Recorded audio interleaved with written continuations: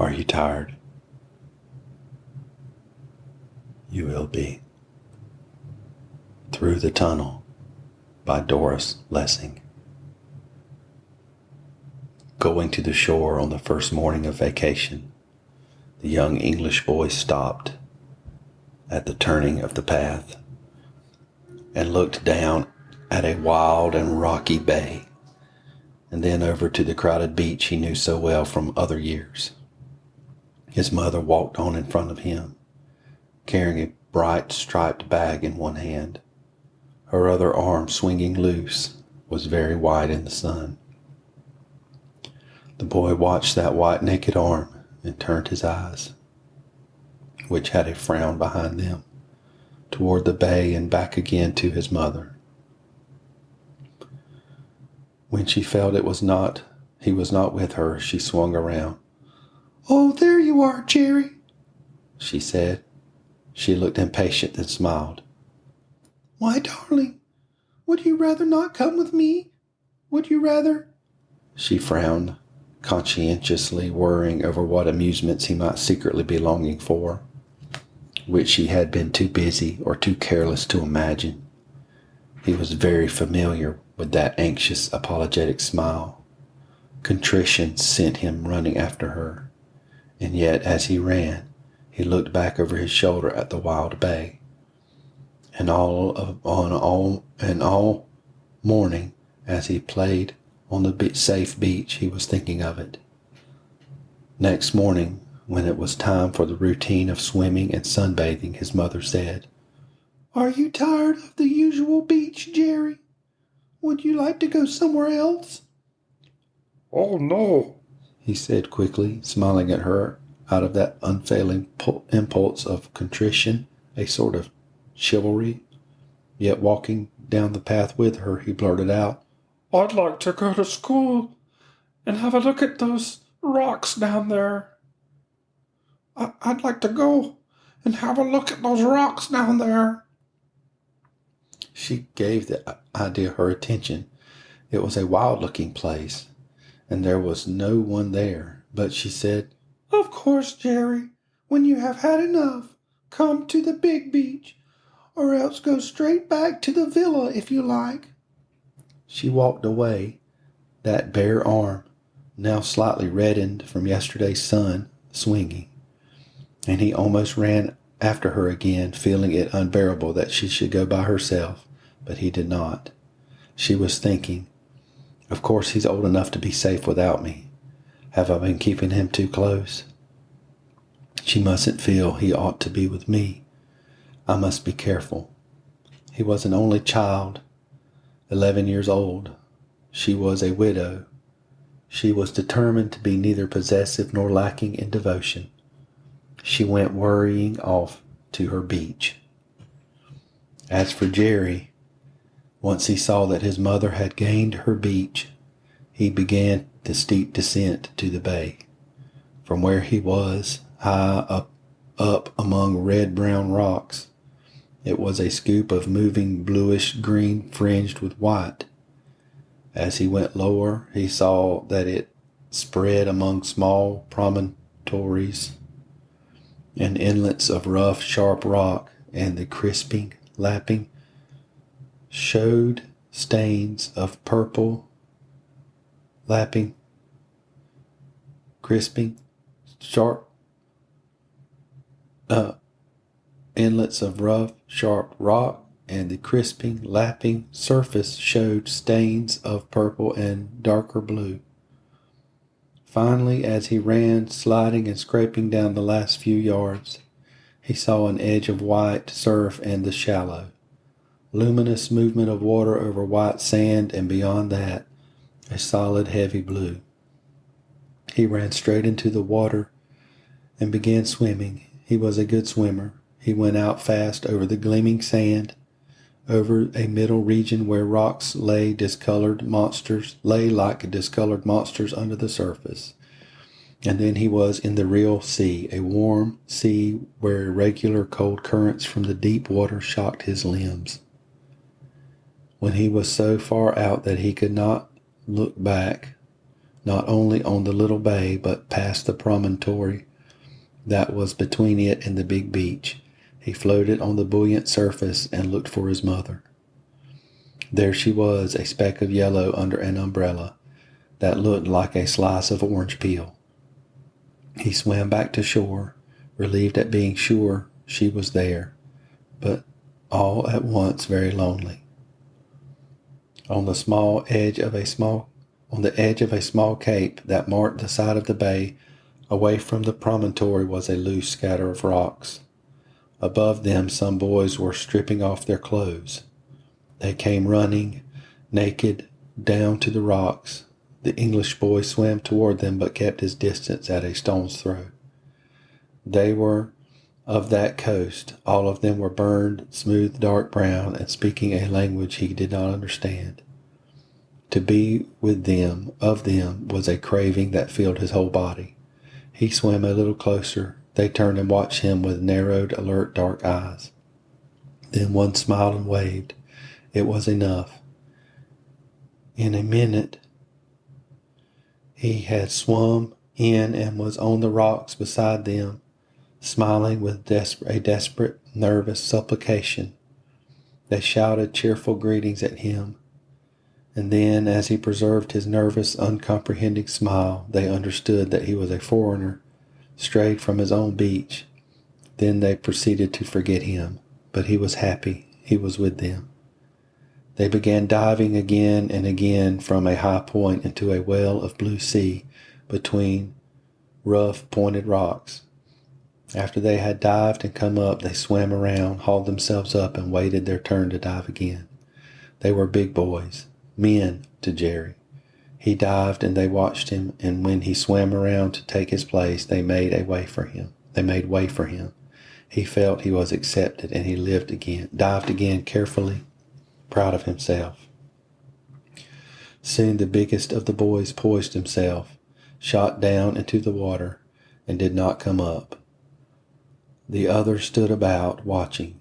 Jerry, after waiting for the sleek brown head to appear, let out a yell of warning. They looked at him idly and turned their eyes back toward the water. After a long time, the boy came up on the other side of a big dark rock, letting the air out of his lungs in a sputtering gasp and shout of triumph. Immediately the rest of them dived in. One moment the morning seemed full of chattering boys. The next, the air and the surface of the water were empty, but through the heavy blue, dark shapes could be seen moving and groping. Jerry dived, shot past the school of underwater swimmers, saw a black wall of rock looming at him, touched it, bobbed up at once to the surface where the wall was a low barrier he could see across. There was no one visible. Under him, in the water, the dim shapes of the swimmers had disappeared. Then one and then another of the boys came up on the far side of the barrier of rock, and he understood that they had swum through some gap or hole in it. He plunged down again. He could see nothing through the stinging salt water but the blank rock. When he came up, the boys were all on the diving rock, preparing to attempt the feat again. And now, in a panic of failure, he yelled up in English, "Look at me! Look! Look at me! Look!" And he began splashing and kicking in the water like a foolish dog. They looked down gravely, frowning. He knew the frown. At moments of failure, when he clowned to claim his mother's attention, it was with just this grave, embarrassing inspection that she rewarded him. Through his hot shame, feeling the pleading grin on his face like a scar that he could never remove, he looked up at the group of big brown boys on the rock and shouted, "Bonjour, merci, au revoir, monsieur, monsieur." While he looked at his fingers around his ears, while he hooked his fingers around his ears and waggled them. Water surged into his mouth. He choked, sank, came up. The rock, lately weighted with boys, seemed to rear up out of the water as their weight was removed. They were flying down past him now into the water. The air was full of falling bodies. Then the rock was empty in the hot sunlight. He counted 1, 2, 3, At 50, he was terrified. They must all be drowning beneath him in the watery caves of the rock. At 100, he stared around him at the empty hillside, wondering if he should yell for help. He counted faster, faster to hurry them up, to bring them to the surface quickly, to drown them quickly, anything rather than the terror of counting on and on into the blue emptiness of the morning. And then at 160, the water beyond the rock was full of boys blowing like brown whales. They swam back to the shore without a look at him. He climbed back to the diving rock and sat down, feeling the hot roughness of it under his thighs. The boys were gathering up their bits of clothing and running off along the shore to another promontory. They were leaving to get away from him. He cried openly, fists in his eyes. There was no one to see him, and he cried himself out. It seemed to him that a long time had passed, and he swam out to where he could see his mother. Yes, she was still there, a yellow spot under an orange umbrella. He swam back to the big rock, climbed up, and dived into the blue pool among the fanged and angry boulders. Down he went until he touched the wall of rock again, but the salt was so painful in his eyes that he could not see. He came to the surface, swam to shore, and went back to the villa to wait for his mother. Soon she walked slowly up the pass, swinging her striped bag, the flushed, naked arm dangling beside her. "I want some swimming goggles." "I want some swimming goggles."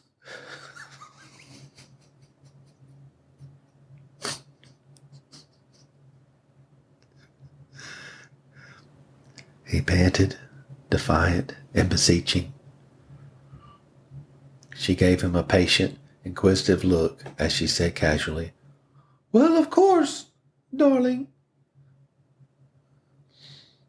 But now, he must have them this minute, and no other time. He nagged and pestered until she went with him to a shop. As soon as she had bought the goggles, he grabbed them from her as if she were going to claim them for herself, and was off, running down the steep path to the bay. Jerry swam out to the big barrier rock, adjusted the goggles, and dived. The impact of the water broke the rubber enclosed vacuum, and the goggles came loose. He understood that he must swim down to the base of the rock from the surface of the water. He fixed the goggles tight and firm, filled his lungs, and floated, face down on the water. Now he could see. It was as if he had eyes of a different kind, fish eyes, that showed everything clear and delicate and wavering in the bright water. Under him, 6 or 7 feet down, was a floor of perfectly clean, shining white sand, rippled firm and hard by the tides.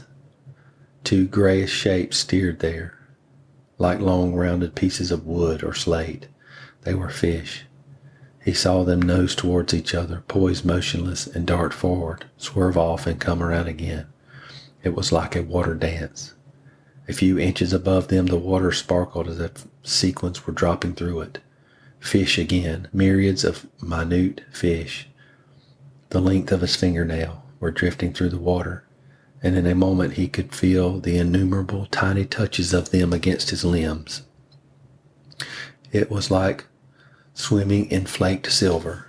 The great rock the big boys had swum through rose sheer out of the white sand, black, tufted lightly with greenish weed. He could see no gap in it. He swam down to its base, and again he rose, took a big chestful of air, and went down. Again and again he groped over the surface of the rock, feeling it, almost hugging it, in desperate need to find the entrance. And then, once while he was clinging to the black wall, his knees came up and he shot his feet out forward, and they met no obstacle. He had found the hole. He gained the surface, clambered about the stones that littered the barrier rock until he found a big one, and with his arms let himself down over the side of the rock. He dropped with the weight straight to the sandy floor. Clinging tight to the anchor of stone, he lay on his side and looked under the dark shelf at the place where his feet had gone. He could see the hole. It was an irregular dark gap, but he could not see deep into it. He let go of his anchor, clung with his hands to the edges of the hole, and tried to push himself in. He got his head in, found his shoulders jammed, moved them in sideways, and was inside as far as his wrist. He could see nothing ahead. Something soft and clammy touched his mouth. He saw a dark frond moving against the grayish rock, and panic filled him. He thought of octopuses, of clinging weed. He pushed himself out backward and caught a glimpse as he retreated of a harmless tentacle of seaweed drifting in the mouth of the tunnel, but it was enough. He reached the sunlight, swam to shore, and lay on the diving rock. He looked down into the blue well of water. He knew he must find his way through that cave, or hole, or tunnel, and out the other side. First, he thought he must learn to control his breathing, let himself down into the water with another big stone in his arms so that he could lie effortlessly on the bottom of the sea. He counted 1, 2, 3. He counted steadily. He could hear the movement of blood in his chest.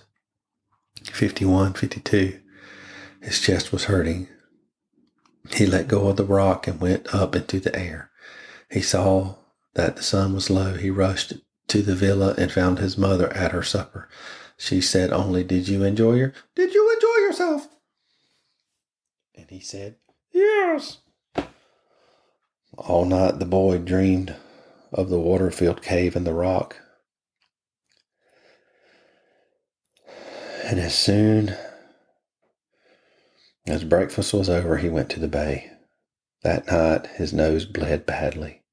For hours he had been underwater, learning to hold his breath. And now he felt weak and dizzy. His mother said, I shouldn't...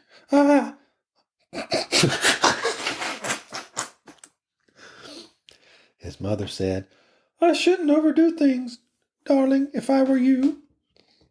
That day and the next, Jerry exercised his lungs as if everything, the whole of his life, all that he would become, depended on it.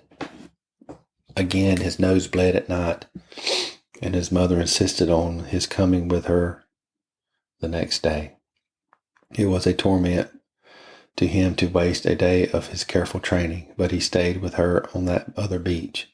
It now seemed a place for small children, a place where his mother might lie safe in the sun. It was not his beach. He did not ask for permission on the following day to go to his beach.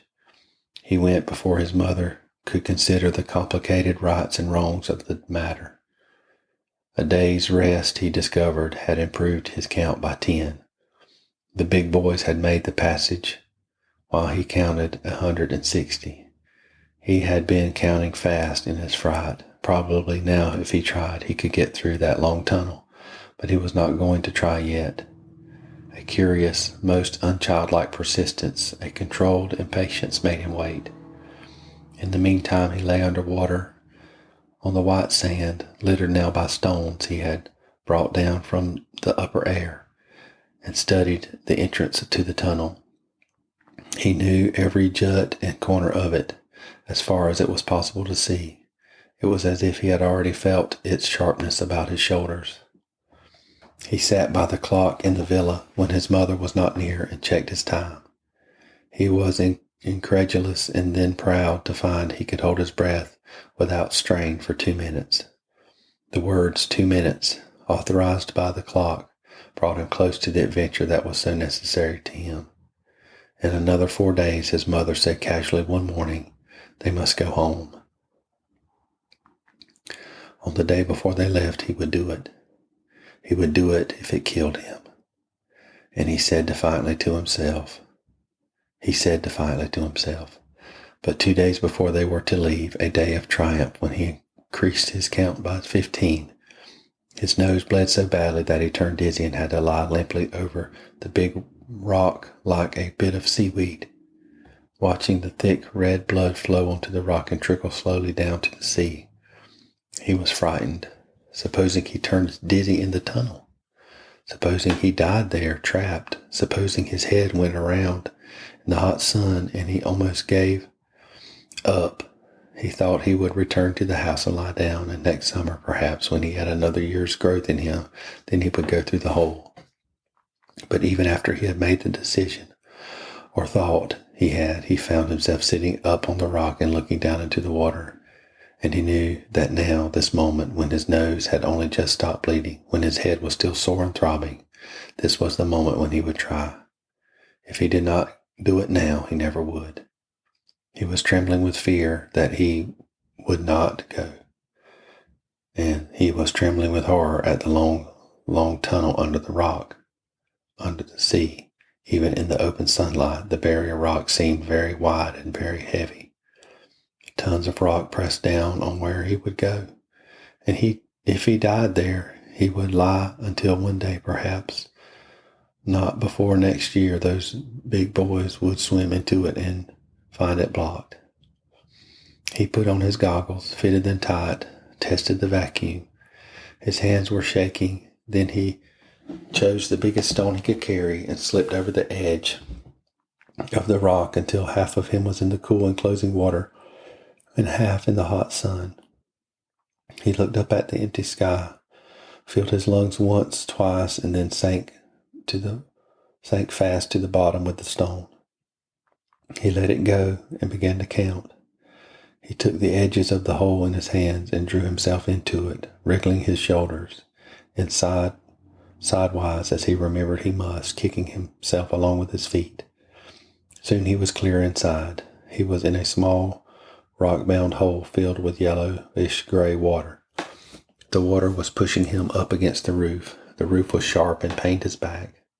He pulled himself along with his hands, fast, and used his legs as levers. His head knocked against something. A sharp pain dizzied him. 50, 51, 52. He was without light, and the water seemed to press upon him with the weight of rock. 71, 72. There was no strain on his lungs. He felt like an inflated balloon. His lungs were so light and easy, but his head was pulsing. He was being continually pressed against the sharp roof, which felt slimy as well as sharp. Again he thought of octopuses and wondered if the tunnel might be filled with weed that would tangle him. He gave himself a panicky, convulsive kick forward, ducked his head and swam. His feet and hands moved freely as if in open water. The hole must have widened out. He thought he must be swimming fast, and he was frightened of banging his head if the tunnel narrowed. 100, 101, the water paled. Victory filled him. His lungs were beginning to hurt. A few more strokes and he would be out. He was counting wildly. He said at 115, and then a long time later 115 again. The water was a clear jewel green around him. Then he saw above his head a crack running up through the rock. Sunlight was falling through it, showing the clean, dark rock of the tunnel, a single mussel shell, and darkness ahead. He was at the end of what he could do. He looked up at the crack as if it were filled with air and not water, as if he could put his mouth to it to draw air. 115, he heard himself say inside his head. But he had said that long ago. He must go on into the blackness ahead or he would drown. His head was swelling, his lungs cracking. 115, 115 pounded through his head, and he feebly clutched at rocks in the dark, pulling himself forward and leaving the brief space of sunlit water behind. He felt he was dying. He was no longer quite conscious. He struggled on in the darkness between lapses into unconsciousness. An immense swelling pain filled his head, and then the darkness cracked with an explosion of green light. His hands groping forward met nothing, and his feet kicking back propelled him out into the open sea. He drifted to the surface, his face turned up to the air. He was gasping like a fish. He felt he would sink now and drown. He could not swim the few feet back to the rock. Then he was clutching it and pulling himself onto it. He lay face down, gasping. He could see nothing but a red-veined, clotted dark. His eyes must have burst. He thought they were full of blood. He tore off his goggles, and a gout of blood went into the sea. His nose was bleeding, and the blood had filled the goggles. He scooped up handfuls of water from the cool, salty sea to splash his face, and did not know whether it was blood or salt water he tasted. After a time, his heart quieted, his eyes cleared, and he sat up. He could see the local boys diving and playing half a mile away. He did not want them. He wanted nothing but to get back home and lie down. In a short while, Jerry swam to shore and climbed slowly up the path to the villa. He flung himself on his bed and slept, waking at the sound of feet on the path outside. His mother was coming back. He rushed to the bathroom thinking she must not see his face with bloodstains or tear stains on it. He came out of the bathroom and met her as she walked to the villa, smiling. Her eyes lit up. "Have a nice morning," she said, laying her hands on his warm, brown shoulder a moment. "Oh, yes, thank you." "You look pale a bit."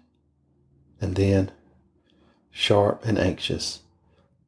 "How did you bang your head?" "Oh, I just banged it," he told her. She looked at him closely. He was strained. His eyes were glazed looking.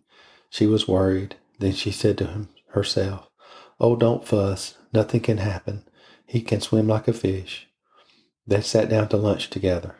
"Mommy," he said, "I can stay underwater for 2 minutes, 3 minutes at least." It came bursting out of him. "Can you, darling?" she said. "Well, I shouldn't overdo it. I don't think you ought to swim any more today." She was ready for a battle of wills, but he gave in at once. It was no longer of the least importance to go to the bay. You've been listening to Ron Reed's Boring Books, Through the Tunnel by Doris Lessing. Thank you for listening. Please like and share and subscribe to this podcast. Thank you.